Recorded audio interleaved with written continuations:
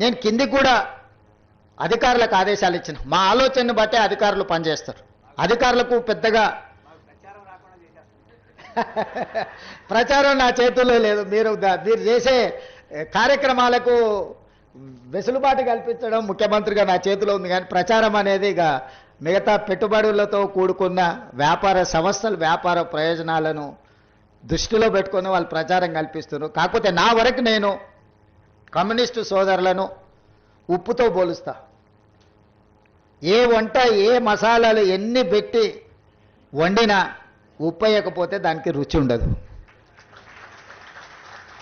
మసాలాలు ఎంత గొప్పగైనా కలపొచ్చు. నలభీమ పాకం వండే గొప్ప వంటగాడు ఉండొచ్చు, కానీ ఆ వంటలో ఉప్పు లేకపోతే దానికి రుచి అనేది రాదు. ప్రజా సమస్యల మీద కూడా ఎర్రజెండా కనిపించినప్పుడే ప్రజా సమస్యలు పరిష్కరించడానికి ప్రజలకు ఒక విశ్వాసం అది.